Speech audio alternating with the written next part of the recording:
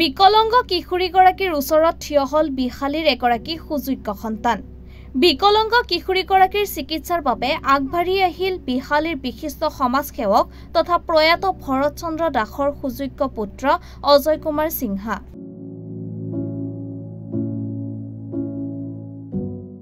বিহালী মাৰ্ঘে ৰৌমাৰীৰ নিবাসী যোগেশ্বৰ বৰাৰ একমাত্ৰ কন্যা জুলি বৰা।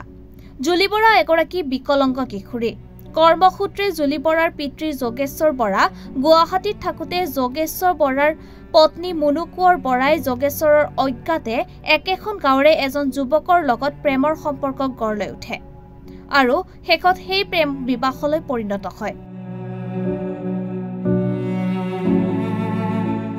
কিন্তু যোগেশ্বৰৰ পত্নী মুনু কোঁৱৰে এই দুৰ্ভগীয়া বিকলংগ কিশোৰীগৰাকীক পিতৃৰ হাতত গতাই দিয়াত অতি কষ্টৰে দিন হাজিৰা কৰি যোগেশ্বৰ বৰাই দুৰ্ভগীয়া বিকলংগ কিশোৰীগৰাকীৰ পোহপালন দি আহিছে যদিও কিশোৰীগৰাকীক ঘৰত অকলে এৰি থৈ দিন হাজিৰা কৰিবলৈ যোৱাত যথেষ্ট অসুবিধাৰ সন্মুখীন হ'ব লগা হয় পিতৃ যোগেশ্বৰ বৰাই।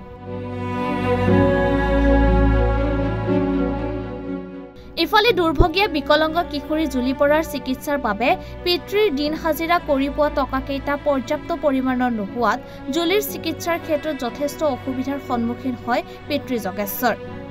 জুলিৰ দৰে বিকলংগ কিশোৰ কিশোৰী যুৱক যুৱতীৰ বাবে চৰকাৰে বহু আঁচনি প্ৰস্তুত কৰিছে যদিও কিন্তু সেই আঁচনিৰ পৰা বঞ্চিত জুলি বৰা। এনে ক্ষেত্ৰত জুলি বৰাক সহায় কৰিবলৈ নিস্বাৰ্থভাৱে এবছৰৰ পূৰ্বে আগবাঢ়ি আহিছিল বিহালীৰ এগৰাকী সুযোগ্য সন্তান তথা বিহালীৰ বিশিষ্ট সমাজসেৱক প্ৰয়াত ভৰত চন্দ্ৰ দাসৰ সুযোগ্য পুত্ৰ অজয় কুমাৰ সিংহা।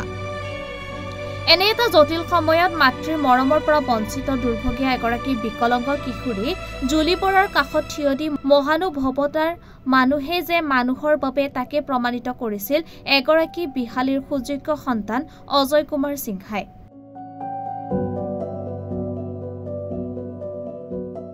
আনহাতে বৰ্তমানো যোগেশ্বৰ বৰাৰ এই দৰিদ্ৰ পৰিয়ালটোৰ খা খবৰ লৈ থকাৰ লগতে সময় সাপেক্ষে তেখেতৰ বাসগৃহত আহি জুলি বৰাক চাই যায়হি এইগৰাকীৰ হৃদয়বান ব্যক্তি অজয় কুমাৰ সিংহাই বুলি যোগেশ্বৰ বৰাই জানিবলৈ দিছে।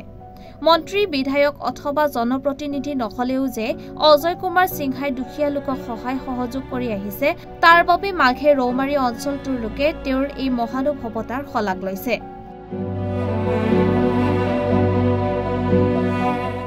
হয়, আপোনালোকে এই যে ছোৱালীজনী দেখিছে জুলি বৰা, এইজনী মোৰ ছোৱালী। মই কৰ্মসূত্ৰে গুৱাহাটীত আছিলোঁ।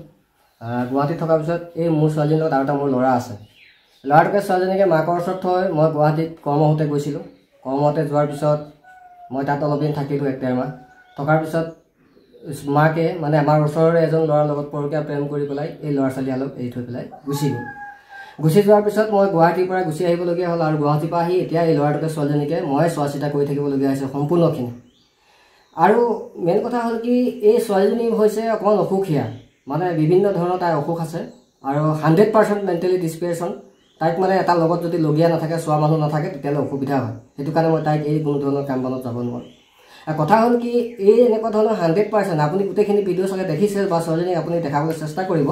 যে এই ছোৱালীজনী লৈ পেলাই এজন মানুহ কেনেকৈ থাকিব পাৰে বা কি কৰিব, গা ধোৱা, ভৰি ধোৱা পা ধুই গোটেইখিনি মই কৰিবলগীয়া হয়। কিন্তু আটাইতকৈ ডাঙৰ কথা হ'ল কি, ছোৱালীজনী ট্ৰিটমেণ্টৰ ক্ষেত্ৰত মাহত প্ৰায় মোক 5,000 মান টকা দৰকাৰ হয়। আৰু সেই 5,000 টকাটোৰ কাৰণে এটা কথা মই জানো, গম পাইছোঁ যে চৰকাৰীভাৱে বিকলাংগৰ কাৰণে বিভিন্ন ধৰণৰ আঁচনিৰ ধন মুকলি কৰিছে, কিন্তু সেই আঁচনিৰ ধন এই ছোৱালীজনীয়ে আজি পৰ্যন্ত পোৱা নাই। এতিয়ালৈকে অলৰেডি ছোৱালীজনীৰ বয়স মোটামুটি আপোনাৰ 14 বছৰ প্লাছেই হ'ব। ইতিমধ্যে আজিৰ পৰা কেইদিনমানৰ আগত, এই 2 মাহৰ আগত ছোৱালীজনী তুলনিও হৈছে। কিন্তু দেখাত ছোৱালীজনী তুলনি হোৱা নিচিনা অনুভৱ নকৰিব পাৰে, কিন্তু ছোৱালীজনী তুলনি হৈছে। কিন্তু তাই বেমাৰী ছোৱালীজনীৰ কাৰণে হেৰি হয়। এতিয়া কথা হ'ল কি, মই মাজতে ছোৱালীজনীক কেনেও উপায়ন্ত নাই, মইতো কেনেও যাব নোৱাৰি পেলাই এদিন মই ছোৱালীজনীক লগত লৈ, ছোৱালীজনীক বহুত বেমাৰ, তেতিয়া মানে কোনো উপায় নাই। এতিয়া উপায় নোহোৱাত মই কি কৰিলোঁ, এদিন ছ'চিয়েল মিডিয়াত পালোঁ যে এজন ব্যক্তিৰ নাম বহুত পোহৰলৈ আহিছিলে। তেখেতৰ নাম হৈছে অজয় সিংহা। অজয় সিংহা তাত গ'লোঁ, গৈ গোটেই কাহিনীখিনি ক'লোঁ যে ছাৰ মোৰ এনেকুৱা প্ৰব্লেম, মেডিচিনৰ কাৰণে অলপ পইচা লাগিছিলে, মই এনেকুৱা মানে বহুত উপায় নাই, ছোৱালীজনী আৰু মোৰো কামলৈ যাব পৰা নাই, গতিকে মোৰ ছোৱালীজনীৰ মাকো নাই। তেনে কওঁতে ছাৰে মোক যথেষ্টখিনি সহায় আগবঢ়ালে আৰু তেওঁ মোক ক'লে যে ভৱিষ্যতেও মানে তোমাক ছোৱালীজনীৰ ক্ষেত্ৰত কিবা অসুবিধা হ'লে মোক যোগাযোগ কৰিবা, মই চাই দিম বাৰু ছোৱালীজনীৰ কাৰণে। মানে বেয়া লাগিছে বুলি কৈছে আৰু ছোৱালীজনী দেখিছে নিজে ভালকৈ আৰু দেখাইছোঁ মই ভিডিঅ' কিছুমানক আৰু তেখেতে আহিছে ঘৰতো আহি মোৰ চাই গৈছে ছোৱালীজনী তেনেকুৱা ক্ষেত্ৰত সহায় কৰিছে কিন্তু মই এইখিনি এটা কথা ভাবোঁ যে আমাৰ যিহেতু এই 2024 যিটো নিৰ্বাচন হৈ আছে এই 2024 নিৰ্বাচনৰ বাবে AC যিহেতু অনুসূচিত জাতিৰ বাবে সংৰক্ষণ হৈছে কিন্তু অজয় সিংহাও এগৰাকী অনুসূচিত জনজাতিৰ বিহালীৰ স্থানীয় ব্যক্তি হয় মই ভাবোঁ যে এনেকুৱা বিকলাংগ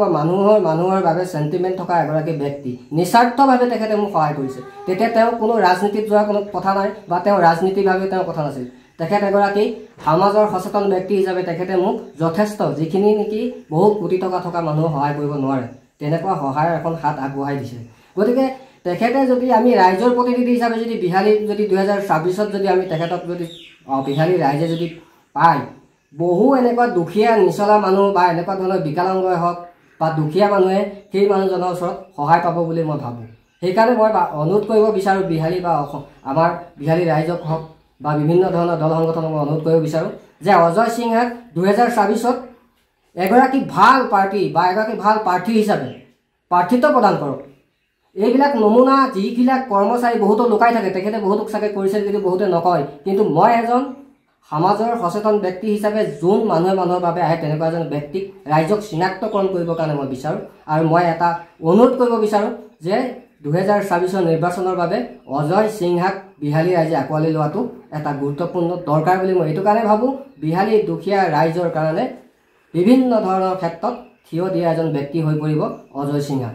কোনোবা ৰাজনীতিৰ কথা ভাবিছে নাই কোৱা নাই তেনেকৈ কোৱা নাই কিন্তু এতিয়া যিহেতু ৰাজনীতিৰ কথাখন আহিছে সেইকাৰণে মোৰ চকুত অজয় সিংহাক অলপ ভাল লাগিছে মই এইটোক স্বাৰ্থবাদী হিচাপত মই ক'ব বিচৰা নাই অজয় সিংহাই যে মোক পইচা দি পেলাই এইখিনি কথা ক'ব দিছে এই কথাটো নহয় কিন্তু তেখেতে মোক ছোৱালীজনীৰ মুখলৈ চাই যিখিনি সহায় কৰিছে সেই ক্ষেত্ৰত লৈ পেলাই মই কথাখিনি ক'ব বিচাৰিছোঁ যে তেখেতে আন কোনোবাও যদি যায় মোৰ বোধেৰে তেখেতে যি নিস্বাৰ্থভাৱে মোক সহায় কৰিছে বেলেগকো যে তেখেতে সহায় নকৰিব সেইটো কোনো কথা নাই তেখেতে নিশ্চয় কৰিব 10জনক কৰিব তেওঁ এতিয়াতো নিজৰ পাৰ্চনেল এটা হেৰিয়াতে আছে কিন্তু যেতিয়া তেওঁ ৰাইজৰ প্ৰতিনিধি হ'বতো ৰাইজৰ যিকোনো সমস্যা সময় দিব চাব কিন্তু তেওঁ যেতিয়া মই গৈছিলোঁ তেওঁৰ ওচৰলৈ সেই ছোৱালীজনী কথা ক'বৰ কাৰণে তেতিয়া তেওঁ কোনো ধৰণৰ ৰাজনীতি বা এতিয়াও বৰ্তমান চৰ্চাত নাই ৰাইজে কোনোবাই গৈছে যদি মই নাজানো হোটেলত মই পাইছোঁ কিন্তু তেখেতে এতিয়াও কোনো ৰাজনীতিৰ কথা ভবা নাই কিন্তু ৰাইজে যদি বিচাৰে নিশ্চয় চাগে তেখেতে এই সহায় কৰিবৰ কাৰণে ৰাইজৰ কাম কৰিবৰ কাৰণে আগবাঢ়ি আহিব আৰু আমি জানো তেখেতৰ দেউতাক আমাৰ ওচৰৰে হয় ৰাংচালি ভাৰত চন্দ্ৰ দাস বুলি কয় ভাৰত চন্দ্ৰ দাসদেৱে যিখন স্কুলৰ প্ৰতিষ্ঠাৰ ক্ষেত্ৰত যথেষ্টখিনি কৰিছিলে তাতে আমি অকণমান শিক্ষা লৈ পেলাই আজি ইমানখিনি কিবা এটা কৰিব পাৰিছোঁ বা গুজৰাটলৈ যাব পাৰিছোঁ গতিকে তেখেতৰ অৰিহণা আছে তেখেতৰ পিতৃৰ অৰিহণা আছে যথেষ্ট বিহালীখনৰ কাৰণে তেখেতৰ দেউতাকৰ অৰিহণা আছে আৰু সেই ব্যক্তিগৰাকী কৰিব পাৰিছোঁ বা গুজৰাটলৈ যাব পাৰিছোঁ গতিকে তেখেতৰ অৰিহণা আছে তেখেতৰ পিতৃৰ অৰিহণা আছে যথেষ্ট বিহালীখনৰ কাৰণে তেখেতৰ দেউতাকৰ অৰিহণা আছে আৰু সেই ব্যক্তিগৰাকী যথেষ্টখিনি মানুহক সহায় কৰাৰ অৰিহণা আছে আপুনি যদি চাই বিহালী সমষ্টিৰ কিছুমান জেগাত যায় হয়তো তেখেতৰ এই কথাখিনি ওলাব কিন্তু মানে এই কথাটো আপোনালোকে ভাবিব নালাগে যে তাৰ ছোৱালীজনী কিবা এটা দিছে বুলি যে এইটো কৈছে বুলি নহয় কিন্তু একে উশাৰে এনেকুৱা এজন ব্যক্তি গৈছোঁ ৰাইজৰ প্ৰতিনিধি থকা মানুহক গুৰুত্ব নিদিয়ে মই আশা কৰিছিলোঁ কিবা এটা চাগে দিব বুলি সিদিনা মই যিটো কণ্ডিশ্যনত আছিলোঁ আৰু যিটো অসুবিধা একদম সঁচা কথা কৈছোঁ ৰাতি নুশুৱে ৰাতি চিঞৰিব বাহিৰলৈ উঠি যাব উঠি আহি পেলাই ভিতৰতে হাগি দিয়ে এনেকুৱা ধৰণৰ কণ্ডিশ্যন গতিকে এইখিনিয়ে মই আপোনালোকৰ ওচৰত আজি অৱগত কৰিছোঁ কথাখিনি যে মই বহুত সমস্যাৰ মাজত আছোঁ যদিও তথাপিতো মই ৰাইজৰ মাজত ৰাইজৰ হকে কথা বিশ্বনাথৰ পৰা পলাশ প্ৰিয়মৰ প্ৰতিবেদন ৰিপাব্লিক এনি।